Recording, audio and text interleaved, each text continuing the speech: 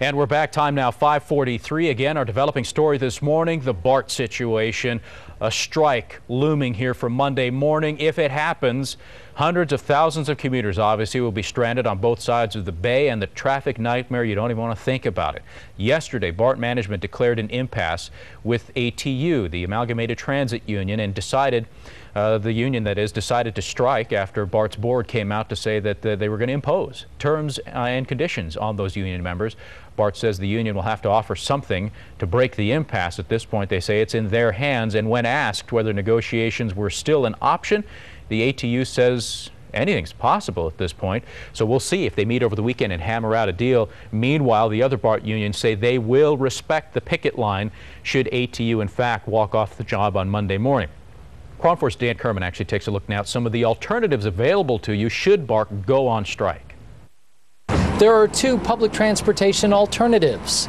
The first, the AC Transit bus, which travels throughout the East Bay and from various East Bay locations across the Bay Bridge into San Francisco. The other option is ferry service. Pickup points are in Vallejo, Jack London Square in Oakland, and Main Street and Bay Farm Island in Alameda. AC Transit has promised to put 40 additional buses on the road should there be a strike, and the number of ferries is also expected to double. Still, transportation planners say even with the additional capacity, it will in no way accommodate the 180,000 people that travel across the bay on BART each day, or those traveling other routes on BART.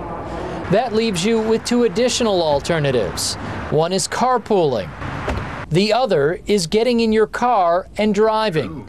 But be prepared to fight a lot of traffic, especially on the first day of a strike. And of course, we're following all of this online as well and interacting with our viewers here. And so we wanted to read you a couple of the tweets that have been sent to us here through Twitter. One viewer writes in saying, "I'm sure there are plenty of people who would love to take the jobs in place of the BART union." So not a lot of sympathy there for the BART union workers from that viewer. Another one a little higher up here, Leisha Davis, her log on, says, "What a selfish bunch of people hiding behind a union. Get rid of them all and hire new people. You will save even more money."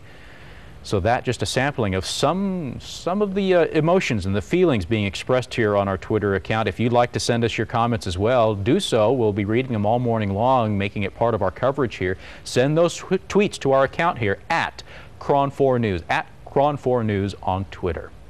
All right, we're also following the latest this morning, too, of the wildfires here in the Santa Cruz Mountains. Let's bring you up some of the latest images that we have for you this morning. These live pictures provided by the chopper up above, looking down on a hot spot burning this morning. Just one of many hot spots. This is some of the video from last night, as a matter of fact, where a particular part of the mountainside was just absolutely engulfed in flames. This, among the 2,800 acres burned so far, 0% containment. So firefighters still have a huge job ahead of them trying to get the upper hand on this.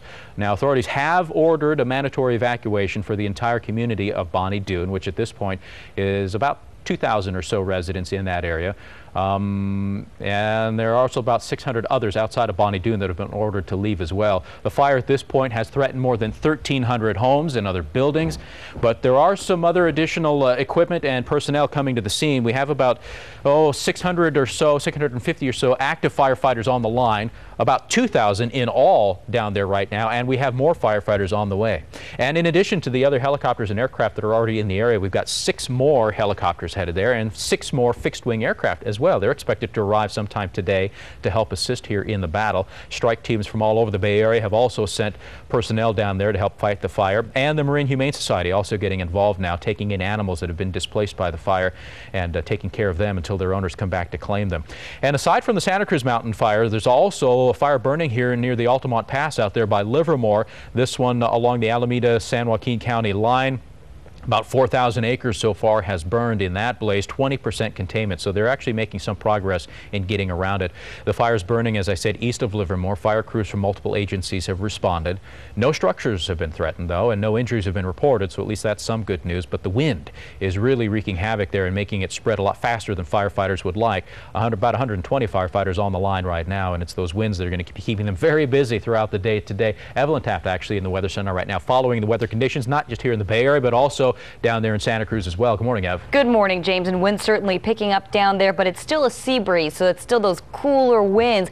They're cooling us down. They're cooling the Santa Cruz Mountains down just a bit, and so 60s by the coast. 5:51 the time right now. Let's get a check on traffic with George. Well, we cleared up one hot spot, the public transit problem. BART's managed to get service restored to Union City and Fremont stations. We've picked up a new hot spot. This time, contractors and Caltrans road work. The culprit this morning on Interstate 680 and so far this morning. James? All right, George, thank you very much. Time is now 5:52. We've got to take another break, but we'll be back with more in a moment. Let's go outside, give you more live pictures out of the Santa Cruz Mountains this morning, where again we're following the latest with the wildfire burning down there. 2,800 acres charred so far, and again thousands more still asked to leave the area as this fire continues to progress. We'll have the latest in a minute, and the latest on that hotspot George is following on 680 too. Stay with us.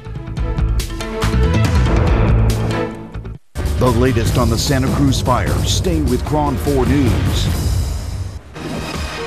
Welcome back to the KRON 4 Morning News as we track a hotspot. Late road work on Interstate 680 southbound means slow traffic over the entire Sinold grade. The crews there say they might not be able to pick up the scene until 6:45. James? George, thank you much. We'll be back with more in a minute. Our top stories that we're following on the left-hand side. BART strike set for Monday. On the right, fires still burning in Santa Cruz. We're following it on our air and on our website as well. Send us your tweets. Talk to us on Facebook. We'll share it with you throughout the morning.